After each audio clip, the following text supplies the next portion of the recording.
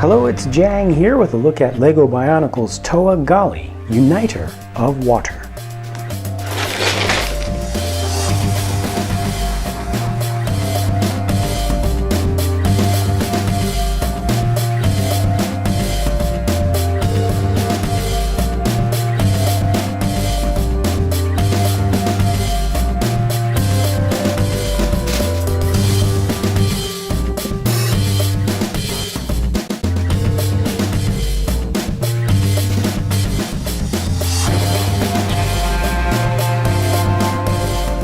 Gali here gets a brave new color scheme that grabs from opposite ends of the color wheel, bringing in that orange, and not a dark orange, not a trans orange, not a subdued orange, just full-on orange, and it's very bright.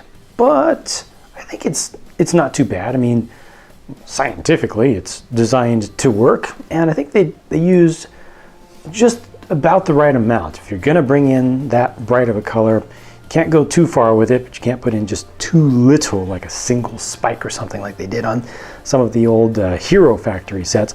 Also, what they did with the orange in the chest, I think, is subdued enough that it helps to blend these more extreme molded orange colors in with the rest of the color scheme. What they've got going on with the spear here is kind of cool. Just a little spiral thing that you can spin up. You know, I don't know what it's supposed to do. Probably is something that would just, kind of churn up the water, but that's cool. You know, for a spear, it's actually a pretty nice looking weapon, and it has enough joints in it, basically down here, that allow you to rotate things around so you don't have to have it perfectly posed for it to work. And I also like the hand guards down here.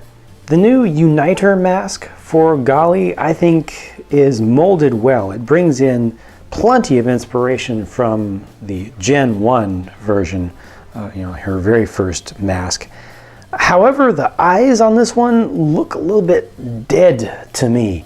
And I think that's not so much from the shape as it is from just how little light ends up getting through there. I mean, they use a light blue colored eye stalk or brain stalk here, and some of the time it's not lined up quite right by default, but pull that up, make sure that the helmet, the mask itself is at the optimal angle, and still just doesn't let that much light through. And I don't know, the others don't let that much light through either, but they just didn't seem to look as dead to me. I think part of it may be just where the silver ends right here. The silver kind of comes down into the top half of the eye on the sides, and I think that kind of darkens that down. If they had let the dark azure color go up just a little bit farther, maybe another 2 millimeters, might have looked better.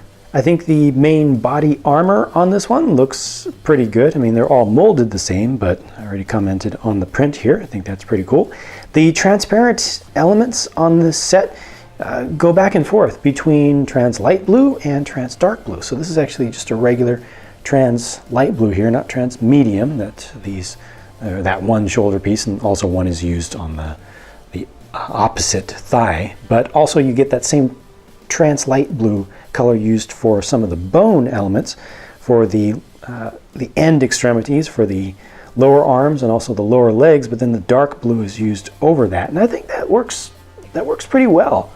I think that looks to me better than it would have if they'd used an azure color for the bones, solid color. This one, I guess it's mostly just at that angle. When you look at it just from the front, it lets so much light through that it starts to look a little bit empty. But as soon as you look at it from the side, just a little bit at any angle, looks like it has this little bit more solidness, but kind of feels like an energy, like there's a solid energy to it when you overlap them like that. Odd number of the dark azure colored armor pieces, so 4 long here. Only one is used on one leg, and then one is used for either arm. So it's not the greatest thing for mock making. I always prefer when they include even numbers, but you do get an even number of these. They're attached okay, leaves a little bit of gappiness from behind. I think putting this on at an angle was a good idea. A little bit of gap inside of here, but when I just zoom out and look at the whole figure, just the whole thing together, I think looks pretty good. Interestingly, it looks a little bit on the short side to me, especially if I look at it a little bit from the side, especially from this side, because you get extra thickness from the thigh add-on piece right there, but it's actually taller than the 2015 version of Gali.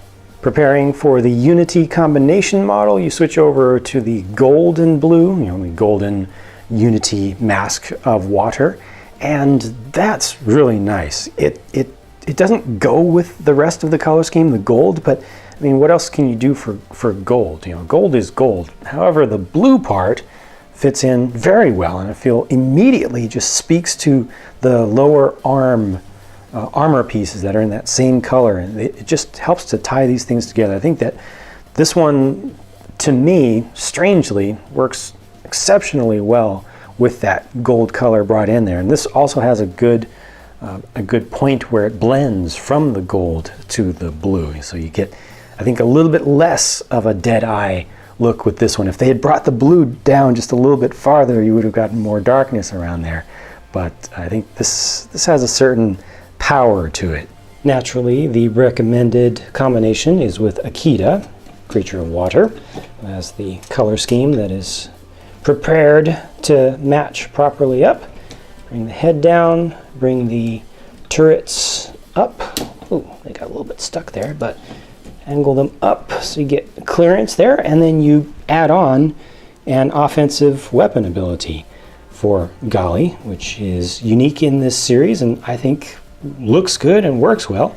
You got the extra propulsion that comes from the two little turbines here, which also work as the trigger mechanism to shoot those off. I think that these two little cannon setups on the top work well for actual active play if you're actually going to use them and shoot them, or just for imagination and even just for posing. I think that they look good, and there's nothing else that you're really going to move with this attached on, but you can bring these fins around, alter the angles of them if you want to a little bit. The tail doesn't work out too well. It actually kind of gets in the way just a little bit, depending upon exactly how you have that. Yeah, I did get a sticky pair of joints this time around, got unlucky. A lot of folks have had that problem, but there's a little bit of interference with the knob for controlling that. So you can bring this straight back if you want to. Allows a little bit of room there, but I personally think it looks better when it's just down like this. Also, you can kind of hold from around here to still be in the swimming pose. Bring these back like that, but you're not really able to get Gali to have her face up, facing forward. So you kind of have to go diagonal. Also, when you're in Unity mode, it doesn't work all that well. Just not that much you can do, but you can kind of get the idea, and then just straighten out the spear, get that going forward. See how easy that is to just kind of place it where you want it. And right now it's bending a little bit, but it's really not that big of a deal. The important thing is that you can make it go where you want it to without having to reconfigure all the joints, and then you can just kind of spin the little spinner up and charge into battle.